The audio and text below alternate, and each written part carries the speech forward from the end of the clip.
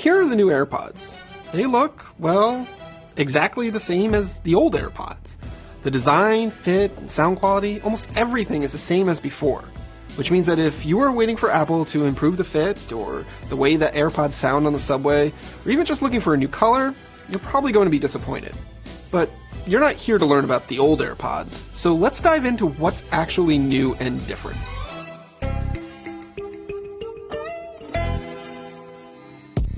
The new features can be simplified into 4 bullet points: wireless charging, faster switching between your devices, better battery life for talk time, and the ability to call up Siri without having to tap on the side.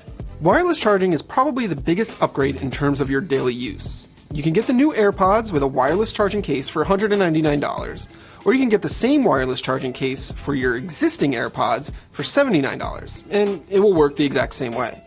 If you don't care about wireless charging, you can buy the new AirPods with the standard case for the same $159 price as before. Now, the wireless charging uses the Qi standard. It's the same as the iPhone and countless Android phones on the market. So you can use the same wireless charging pad as your phone to charge your AirPods. Now, just put it on the charger, and the little charging light on the front of the case will turn orange, and you're charging away. Now, one weird thing here is the charging light will actually turn off after a few seconds, but the case will still be charging. Now, charging like this is pretty slow. Apple tells me that the case charges at 5 watts, which is slower than the iPhone charges at, and it can take up to 3.5 hours to fully tank up the case wirelessly. Also, if you're using a stand-style charger for your phone, that probably won't work for this, because the coils just won't line up. You really want to be using a flat pad charger for the AirPods. I tested them on the few pads that we have here, and had no problem charging with any of them. If you're the kind of person that puts your AirPods case inside of another case, wireless charging should still work, but you probably won't be able to see that little indicator light. Finally, if you have a Galaxy S10, you can use your Android phone to wirelessly charge your AirPods, which is never not hilarious.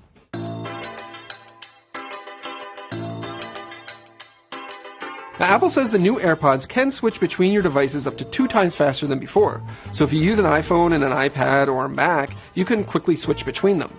Now, maybe it's technically faster, but it never feels faster to me, because switching devices still requires going into the settings menu on the device you want to switch to, and then selecting the AirPods, and then still waiting a few beats for them to actually make a connection.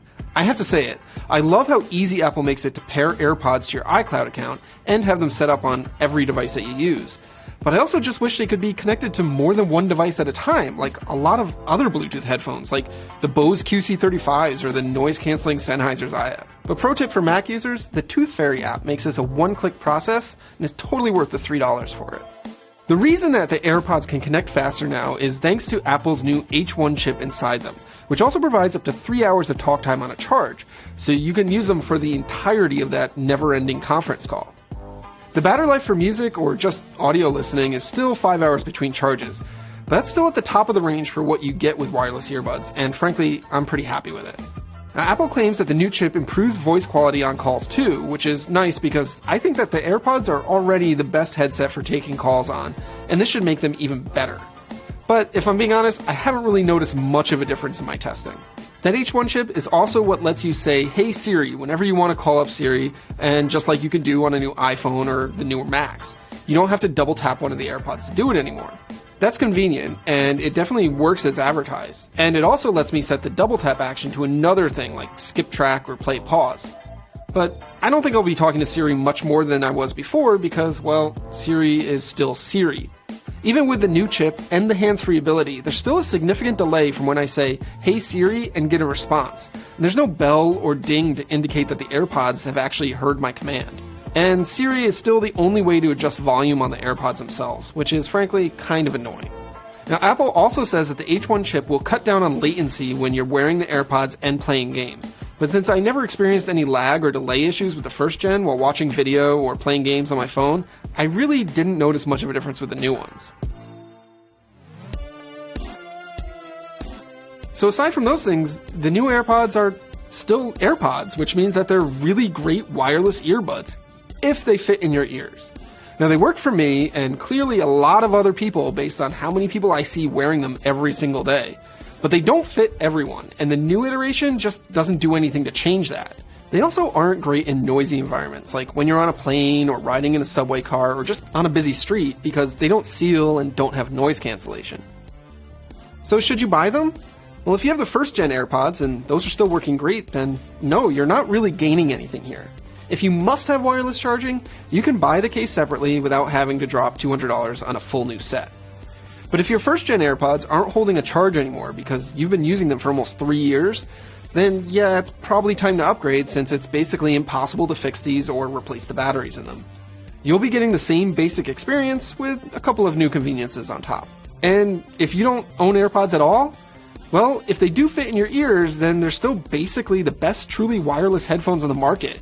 Great battery life, solid connectivity, great ease of use, and pretty good sound quality, if you're not in a loud environment. They even work great for Android users, just like the first generation did. The new wireless charging does come at an increased price, but for most people, the AirPods are still hard to beat. Hey, thanks for watching. If you want to know more about other wireless headphones, be sure to check out my colleague Becca's video on the Galaxy Buds, which went up yesterday. She's got a really great rundown on how they work and how they compare to the AirPods. And for everything else, be sure to like and subscribe at youtube.com/TheVerge.